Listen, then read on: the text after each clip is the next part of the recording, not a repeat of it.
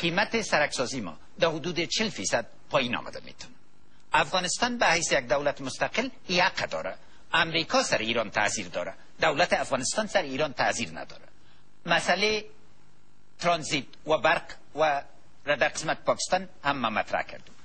بود عمده منطقوی ما باید به اساس منافع مشترک اقتصادی وسط مدت، کوتاه مدت، وسط مدت و دراز مدت تامین شود. مسئله دوم اعاده حاکمیت افغانستان است، چون دولت‌های همسایه که امروز وضع افغانستان از نگاه منفی بررسی میکنن، نگرانیشان در قسمت موجودیت قوای بین‌المللی است. بنابراین وقتی که یک طرح بسیار منظم و مشخص عودت حاکمیت ملی، اعاده حاکمیت ملی افغانستان ما داشته باشیم و اینا ببینن که ما به صورت منظم به این هدف پیش میریم، وضع بین‌المللی ما فرق میکنه. در عین حال باید بفهمیم و مردم ما به وضاحت میفهمند که در شرایط فعلی بدون موجودیت قوای بین‌المللی ما منافع ملی خود حفظ کرده نمیتونیم. یک مملکت نه دوست دائمی داره نه دشمن دائمی. یک مملکت منافع دائمی داره. بنابراین این منافع دائمی ملی افغانستان باید تعریف شود و در چارچوب ازی ما حاکمیت ملی خود را زنده کنیم. در این چارچوب بود سوم دنیای اسلامی است. جلب سرمایه گذاری دنیای اسلامی مخصوصا در بخش زراعت و مالداری جزء منافع حیاتی ما بوده میتونه و دنیای اسلامی، ممالک اسلامی مخصوصا در خلیج نقش بسیار مهمه در این بخش و همچنان در ایجاد شرایط صلح منطقوی ایجاد کرده میتونه. بله، تشکر آقای دکتر اشرف غنی احمدزی. آقای دکتر عبدالله، شما میخوایم بپرسم که برخورد دولت شما البته در صورت پیروزیتان با حضور نیروهای بین‌المللی در افغانستان چگونه خواهد بود و سیاست شما در کوتاه مدت، میان مدت و دراز مدت با این مسئله چگونه هست؟ گفتین برخورد دولت شما انشاءالله حتما محترم باشه. برخورد دولت آینده افغانستان، من پیشتر هم اشاره کردم که در ارتباط به حضور نیروهای بین المللی در حالی که امروز این ضرورت وجود داره، باید که با تقویه نهادهای ملی و با زمینه سازی برای امنیت در افغانستان از طریق پیشبرد یک عملی مصالحه ملی بسیار واضح و روشن که پشتیبانی مردم افغانستان داشته باشه، روی از این نقطه استوار باشه که روز تا روز افغانستان به طرف خودکفایی میره از لحاظ تأمین امنیت، تا در چند سال آینده زمینی که افغانستان و نیروهای ملی افغانستان خودشان مسئولیت امنیت و دفاع کشور داشته باشند و ضرورت به حضور نیروهای خارجی نباشه مساعد ساخته شود.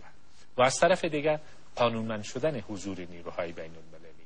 مسئله دیگر بسته شدن هرچی زودتر زندان گوانتانامو. ما خودم در روزهای گذشته شاهد ازی بودیم که 10 نفر را دیدیم که بناحق زندانی شده بودند و امروز از زندان رها شدند بعد از 4 سال 5 سال و از حقوق اساسی خود اینا محروم شدند و هیچ نوع توجه هم به حقوقشان نشده.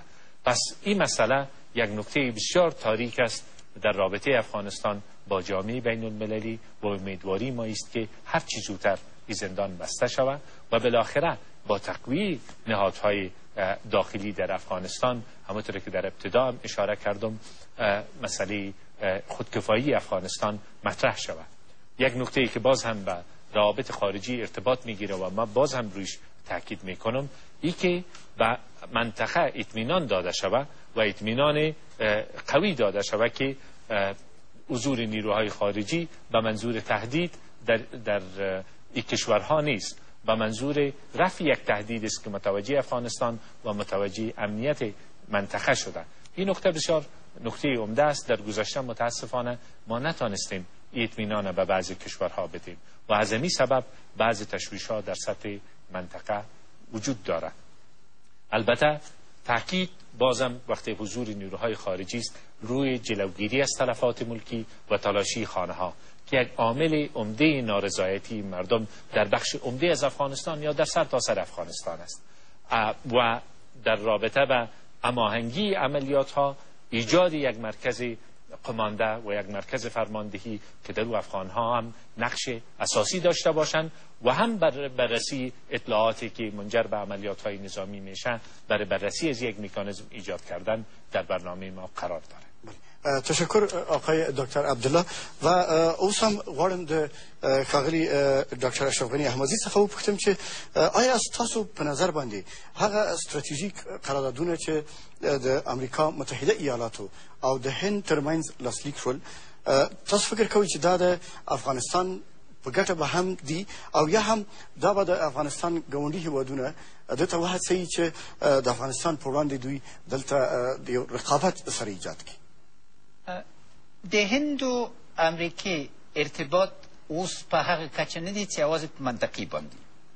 هند نن یو لوی قوت باندې بدل سوی چې چین سره، جاپان سره او برازیل سره په یوه کچه ده. نو د دوی اړیکې هم مثبت او هم منفي اغیزه کولی شي. مثبت په دې چې سوله د پاکستان او هند په منځ کې د منطقې د سولې دپاره حتمي او ضروري ده او دې باندې اوس دنیا پوه سوې او هیله ده چې دې برخې کې ډېرتر اقدامات وکړي. زموږ مسایل کړکېچن دي ځکه له مختلفو اړخو لاندې د تاثیر لاندې راځي. نو لومړی خبره دا ده چې موږ خپل ملي دریځ د منطقې په برخې کې باید له نورو نه فرق ولري. لکه چې مخکې مې وویلې، مملکتونه نه دایمي ملګري لري نه دایمي دښمنان. موږ دایمي ګټې لرو. هغه شی چې موږ ملي ګټې ایجاب وکړي، موږ باید د هغه په چوکاټ کې خپل دوستانو سره په هغه شیوه رفتار وکړو چې ځینو ته ډېر نږدې سو او ځینو نه په وسط درجه یې وټاکو تر چې موږ نور ګاونډي ملکونه رانه رنځور نه سي. یوه خبره باید واضح وي، که زه رئیس جمهور اوسم د افغانستان له خاورې نه به هیڅ رقم تهدید یو ګاونډي هیواد ته متوجه نه او دې چوکاټ کې ټول نور هیوادونه چې غواړي چې موږ له هیواد نه دې دپاره استفاده وکړي چې خپل رقابتونه نورو هیوادو سره دې هیواد کې ګډ کړي، هغوی ته به دا اجازه نه ورکول کېږي. نو بیا هم ضروره ده چې موږ د انسجام میکانیزم چیرې ده؟ د انسجام میکانیزم د اعلی سرقمانداني د اردو په کې ده. تر چې دا اعلی سرقمانداني چې د ولسمشر له وظایفو نه ده تشکیل نسی، خاص میکانیزم بل میکانیزم نسته.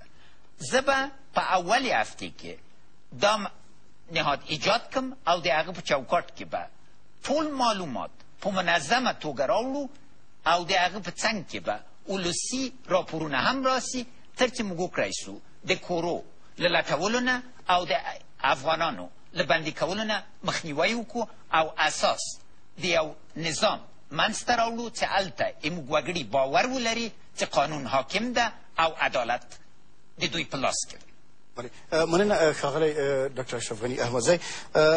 زموږ بحث د بهرني سیاست په برخه کې پای ته ورسید او اوس هم غواړو د دولتدارۍ برخې ته راشو. ښاغلی عبدالله غواړم ستاسو څخه وپوښتم چې ستاسو په نظر باندې تاسو دقیقا کوئ چې د افغانستان لپاره تاسو څرنګه یو نظام غواړئ یا د څرنګه یو نظام غوښتونکي یاستئ؟ آیا تاسو فکر کوئ چې دغه نظام چې اوسنی نظام چې موجود دی دا نشي کولی د خلکو هغه غوښتنو ته ځواب ووایي او یا هم تاسو یې مشکل د دوی په اداره کې وینئ یا په مدیریت کې وینئ؟ په دواړو اړخو کې مشکل شته. په خپله په نظام کې یو ریاستي نظام چې د ولسمشر خلکو ته هیڅ د ځواب ویل ضرورت نه لري او د ملي مشارکت زمینه ونه شو چې مساعد وکړي، دغه سیستم هم یو عامل د مشکلات ده. مدیریت یې بله اړخه د کار ده. په سیستم کې زما نظر دا ده چې